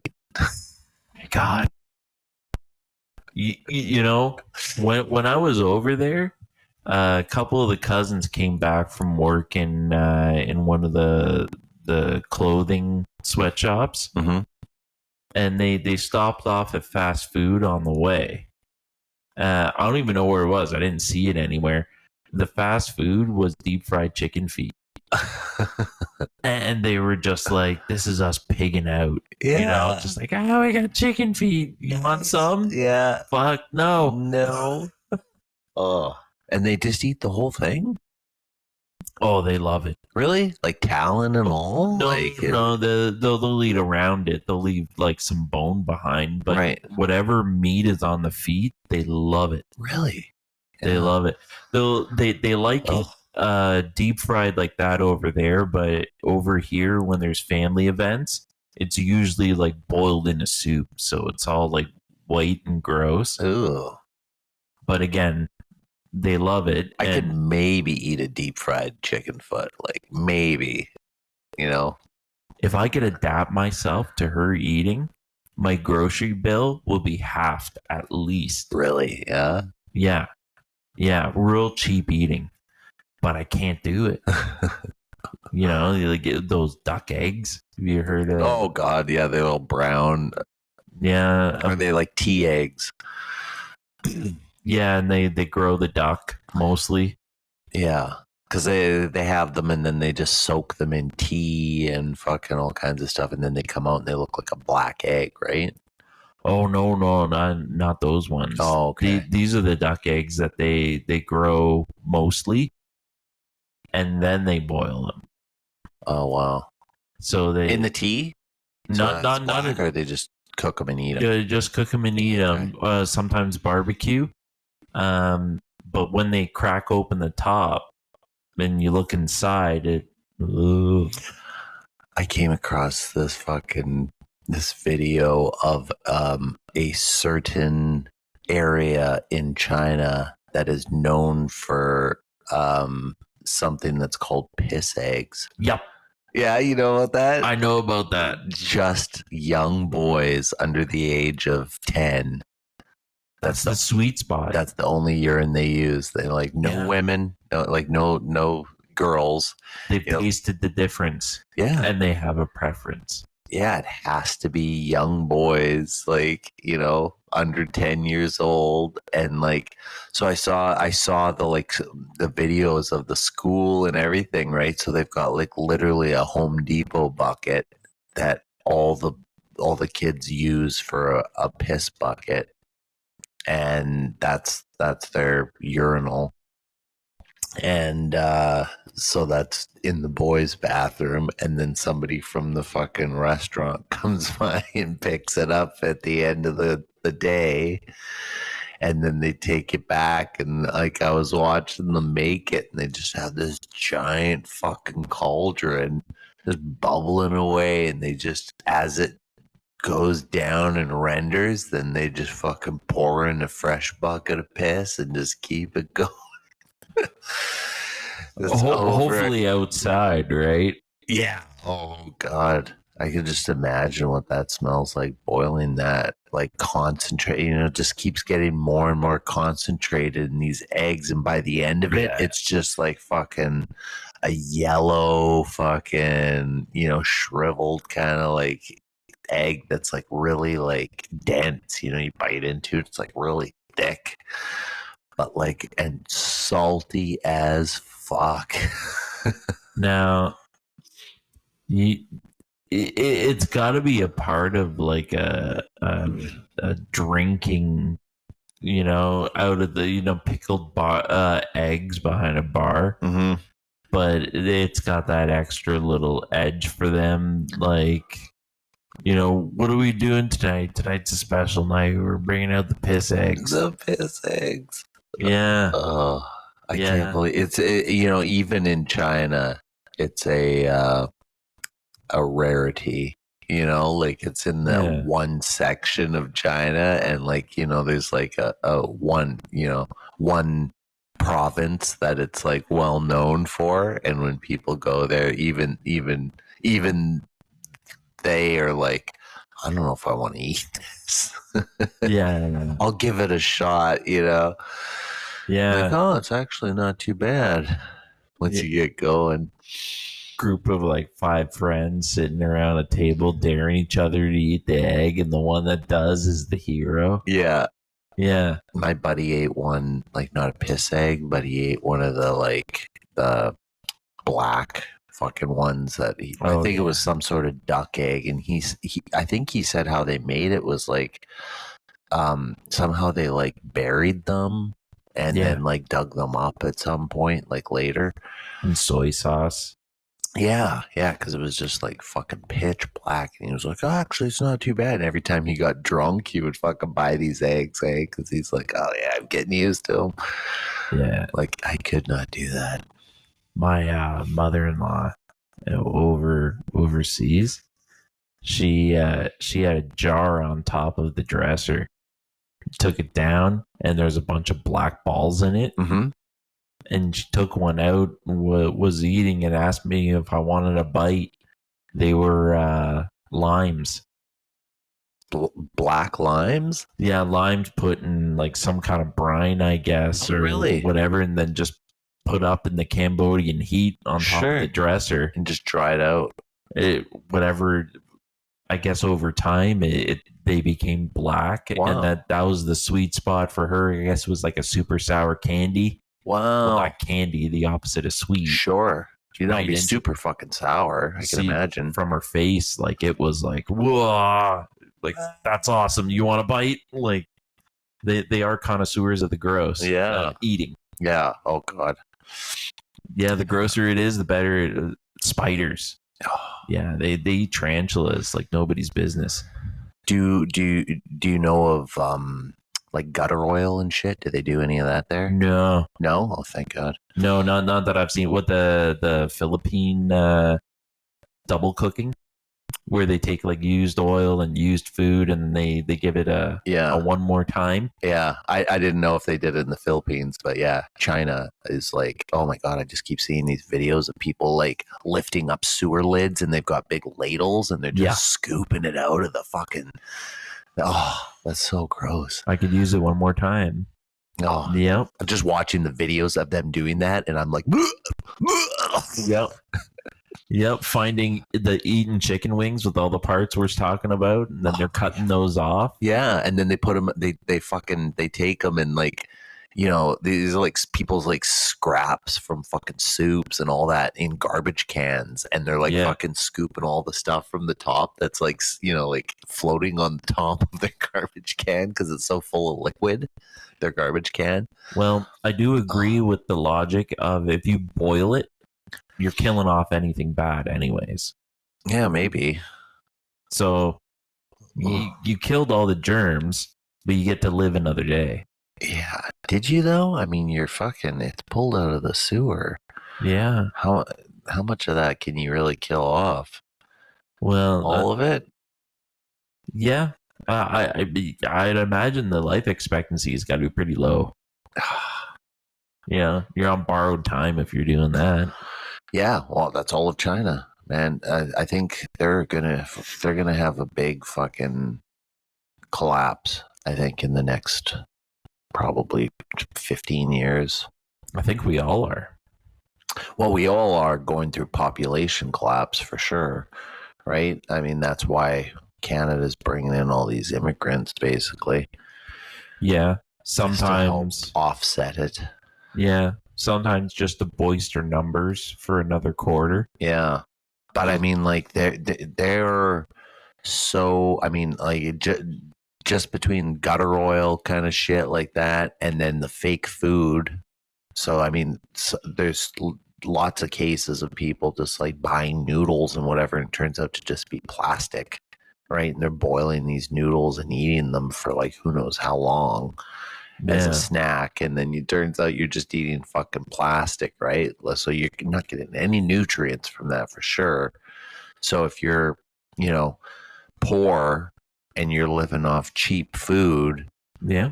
you're almost certainly going to die early, right? And then, you know, it just keeps going down the chain. The more, the worse the food chain breaks down and becomes fake food. And then that's not even looking at the poison and everything that, you know, that they've got in all these products like we were talking about, right? I mean, they buy all that shit there, and it's even worse. Like, there's a certain quality control that they maintain so that they can keep their foothold in, you know, America and Canada and stuff like that. But there, they, you know, it's just fucking non-existent, right? Like you buy something and it'll like literally the plastic is so cheap it'll like people just crush it in their hand and it turns to like plastic dust almost, you know. Yeah. The casing on something that's supposed to be plastic and they just squish it their hand and you know it'll just like crush the whole thing in their hand, right? And they're like, this is like paper thin, you know. Yeah. But that's they're milking their own population. You know, the guys that run the fucking factories and stuff like that. It's like I said, it's just like the greed factor goes, you know, just goes up the chain and just leaves all the people at the bottom poor as fuck. Yeah. And, you know, they're getting poisoned, they're getting you know, I'm basically just poisoned. Yeah. Any way you look at it, right? Either from their fucking food or from, you know, their smog and stuff like that, their air quality index on any typical day, like you test in like a Beijing or a Shanghai or something like that. Like in Canada, I think, and most American places, you know, like the ppms or you know the particles that you are able to breathe in or whatever, they have a safe level. It's at like, you know, fucking 80 parts per million or whatever it is, right? And then in China they have regular days that go above 1,000 parts per million, you know, and like just fucking smogs. It's an average day. You're lucky if you don't get a smog day. It's like, oh wow, it's a clear day today because the wind's blowing enough that like all the smog's fucking shifted to the next town, you know. But you're breathing that in. Have you heard of them being able to utilize it? How so? So Japan just released recently that they figured out a way to take CO2 out of the air. Oh, I think you said that before, and turn it into like a solid block or something. Other companies have done that. Japan figured out how to make it a fuel source. Oh, okay. Turn it into a gas for a car, I guess your house or something. Sure. Something Japanese. Yeah. But innovate the fuck out of it. That's some innovation. That's some innovation. Mm-hmm. So they're like super technologically advanced. Israel is. Well, Israel, I wouldn't say they're technologically advanced. They, I think, are more just set on like tactical things. You know, like that's where their expertise lies. Like we said, like the Pegasus, you know, virus, and then you know, drones and, you know, I mean, they've got that Iron Dome system, right? Which is like, I don't quite know how it works, but basically I think it's some sort of AI that like when it, you know, you shoot 10,000 rockets at it and then it shoots out projectiles that go and hit all those fucking rockets and burst them in midair before they even get close to you, right? Yeah, they got a net or something of lasers. Yeah. So when it detects something, then it fires off a rocket to intercept it. Yeah, and it's like very precise and like, you know, out of like, you know, you shoot 100 rockets, you know, maybe one would get through. Yeah. Right, but usually not. So my thought is these countries that have those advancements, uh, it's less than 50% that have that kind of power behind them, power or advancement. Like we think of ourselves this way, but we're not producing anything. yeah. You know, we're maybe some cars, maybe we take some oil out of sand, but that's dying out. Trees, we cut down on the shit ton of trees in our country, but we're not. What do we offer the rest of the world? A smiling face? Fucking who cares about that shit? Japan's going and they're trying to take CO2 out. Mm-hmm. They put out this illusion that everything's okay as well.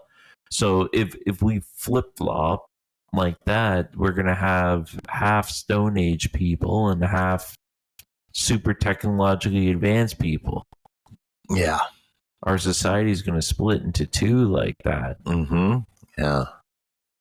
And I hope that it ends up in a peaceful way, like a Hanna-Barbera cartoon where the Jetsons are up in the clouds and They never show you who's on the planet. They're always on the clouds, right? what's the Flintstones? Oh, I thought you said the Jetsons. Yeah, they're the same thing. They're in the same world. Are they? Yeah, No way.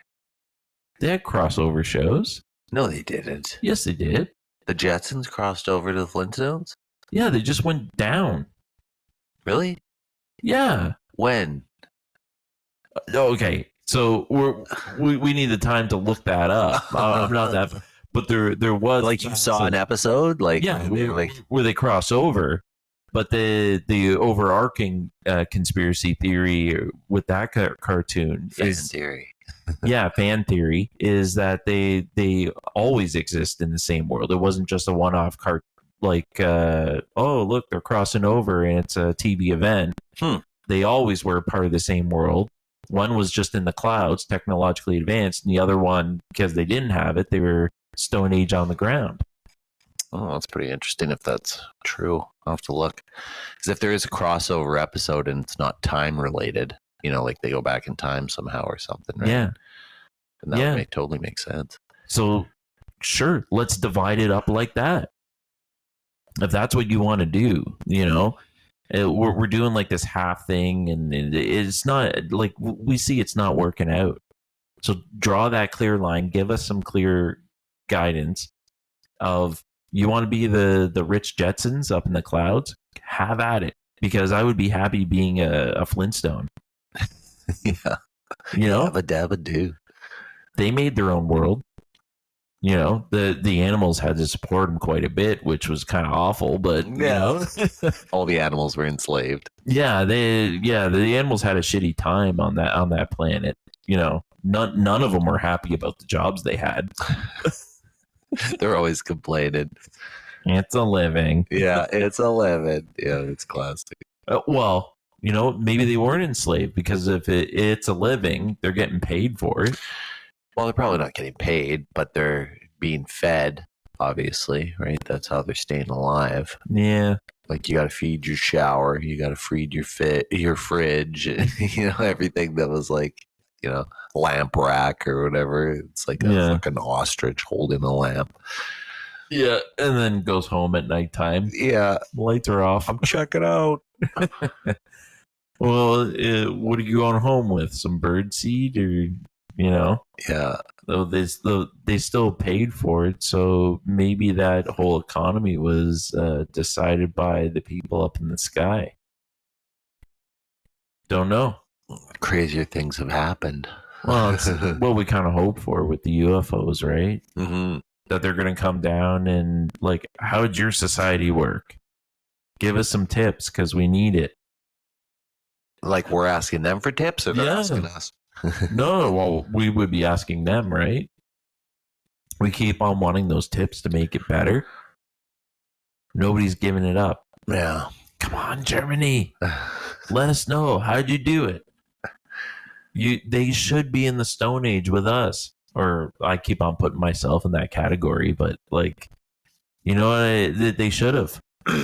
Well, I don't think they're doing very good right now, though. Yeah. Like, I mean, I think it's more just politically, right? So you get some shitty politicians in there, which I think they've had for the last 10 years, probably or so.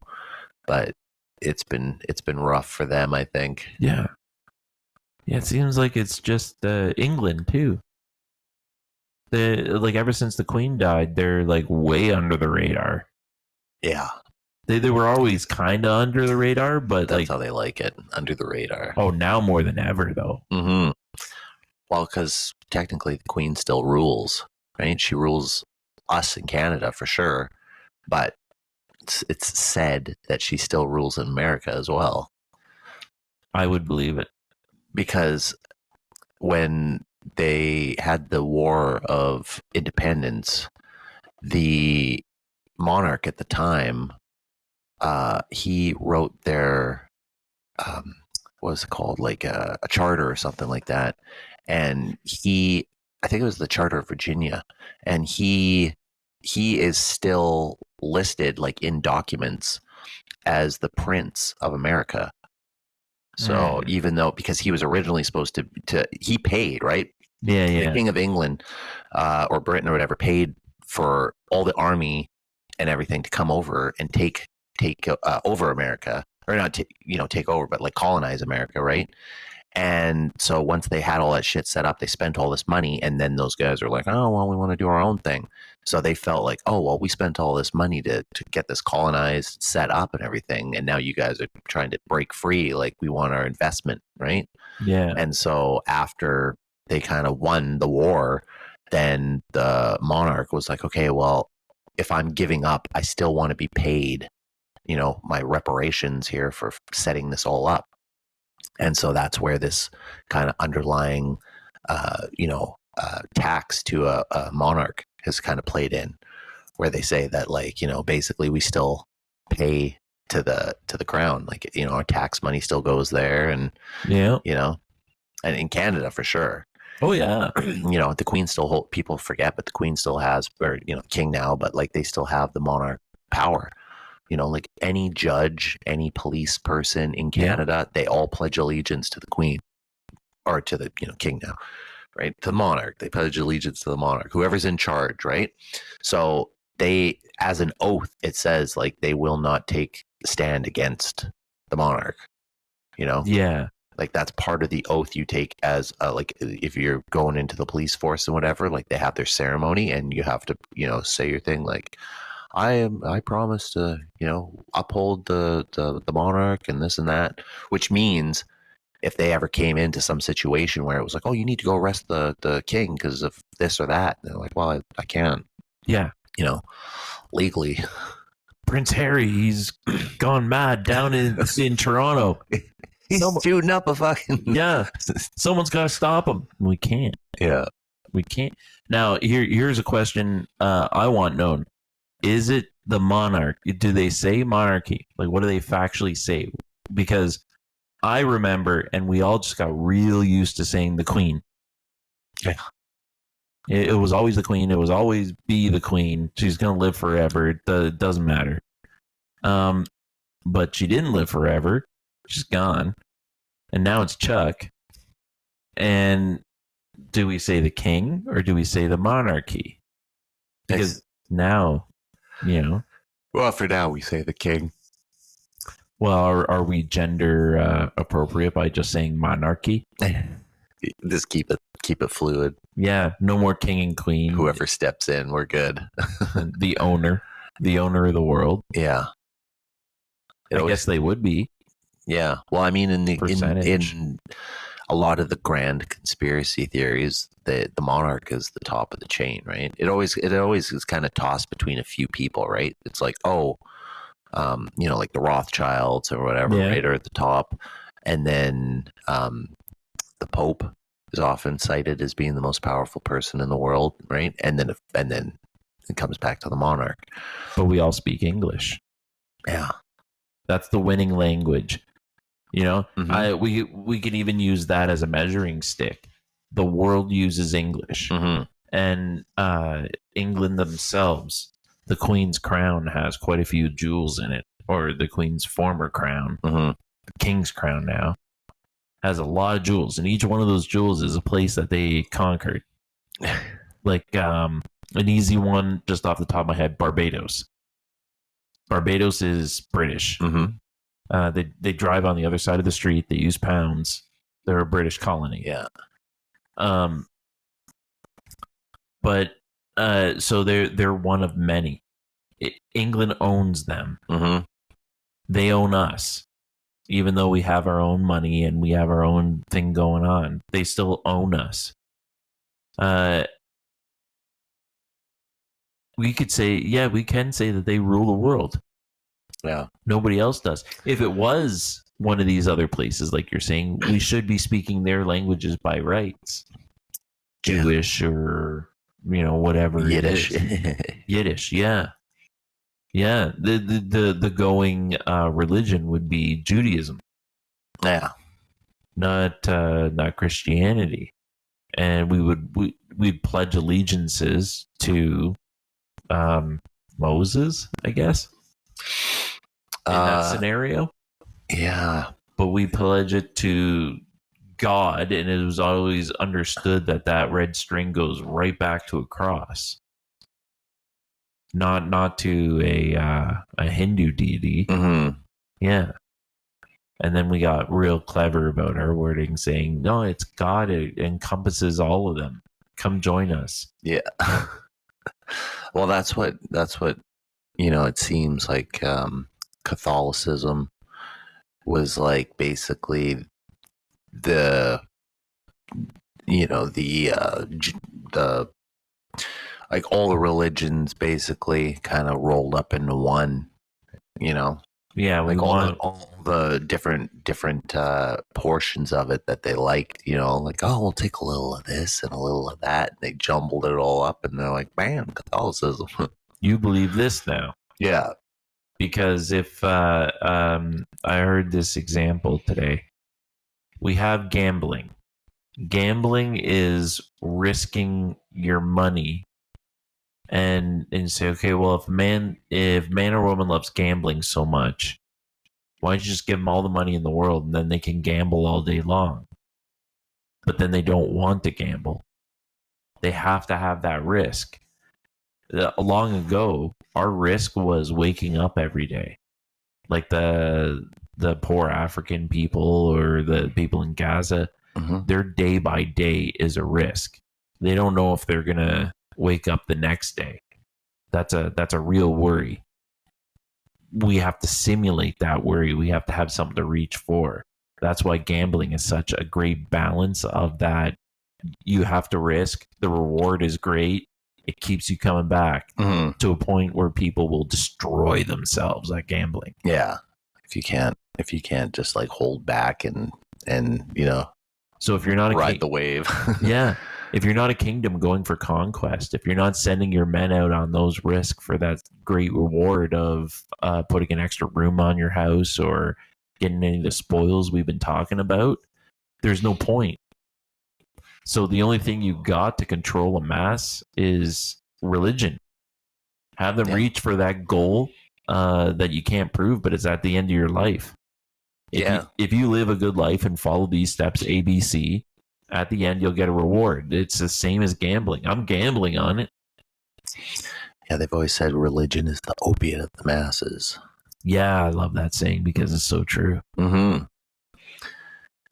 Like I think we've done pretty good with pot. Yeah. Keep the masses nice and calm. Yeah. Yeah. Yeah, that's what people have always kind of said. Like, oh, they're using the drugs, to keep people in line, right? Well, we always saw that, like, we're old enough that we know when it wasn't a thing. Mm. And if you were walking around with just like $30 worth of pot in your pocket, you were going to jail. Yeah. You were a criminal. You were part of criminal lifestyle. If you wanted to get more, you had to know a guy who knew a guy. Yeah. And people would look down on you. Yeah. You know, And then now it's like it's high end stores. and accepted, right? A grandma would be like, "Oh, have fun," you know. Yeah. Why don't you go have your smoke and then come inside here? And like, what else can they do? We had lots of family events where like somebody would be no one ever like because this family's badass. Mhm. Nobody cares. We're just happy to see you here. Come eat some food. Yeah, You know, they never harped on anybody. Well, if it was a young, like I'd imagine if it was a young kid, they'd Yeah. get put in line. But like a lot of places, like we would remember going up. You had to kind of hide it. Oh, we're going for a walk. What are you guys doing? Nothing. You know, and it was always like, "Are you kids high?" You know, yeah. and you had to hide it, navigate around the party. Like, oh, I just want a hot dog. Leave me alone. You know, Let me look at your eyes.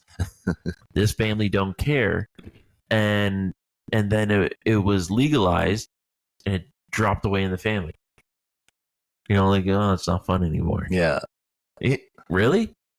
Like, okay, you think we would reach the promised land that now that like I always wanted as a kid to like, well, a kid, teenager, like to go to the store and get a pack of joints. Like, can you imagine, man? That'd be so awesome. Now we're here. yeah. Never Eh, thought I'd see it in my lifetime. Is it that prize that we were going, like that we were reaching for? So many people, so much jail time, so much strife and worry. And then now, pop, here it is. And it's nothing. Mm-hmm. And yeah, and like originally it was all the government doing this too, right? Like that's how we even get these drugs in the first place. Yeah. They're brought in from the government, through different programs and stuff, like even LSD and all that kind of thing. Like the whole reason that scene happened was because of the government, Yeah. and it's like, why? That's where you got to think, like, why? What was their plan? Why were they dosing America? Like, it's such a stark contrast from the 50s to the 60s. People are like, oh, all of a sudden they got the drugs, and then people, all of a sudden had this spiritual awakening, right? But these people that were handing out the drugs were like connected to CIA and stuff like that, right? Yeah. Like I think Timothy Leary, I'm pretty sure like he had a connection to the CIA somehow. Like he was working with them programs and stuff. Like they were the ones that gave him the acid and stuff. He got 1 million hits of acid. Yeah. That he went and handed Absolutely. out. Absolutely. Yeah. And the Grateful Dead were a part of that too. Yeah. Right. Like a created band for that purpose almost, right? Their acid was supplied by the government. Yeah. And strange enough, Jerry Garcia used to carry around his acid in a Vaseline container. That's funny. But it was all liquid acid in there, and then he would open it up and eyedropper people. Really? Yeah. Wow. Yeah. Yeah. Yeah. So it makes you think about how much more is out there, what they've done with this kind of stuff. And for a later episode, the Canadian connection to MK Ultra. The MK Ultra you were describing is the happy part.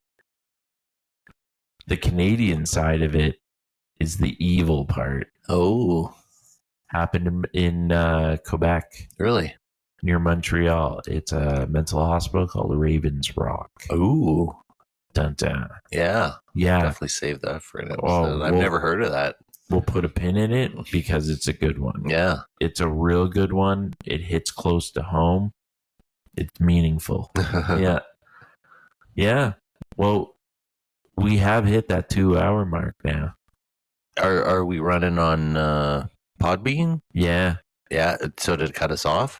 Not as of yet, but it's going to happen soon. Oh, okay. So I'm putting the warning out. All right. Well, what are you thinking? You want to call it? I think we should call it. It was a good one. All right. All right. Yeah. All right. Well, thanks for tuning in, anybody. And we will catch you on the flip side. Catch y'all later. Bye.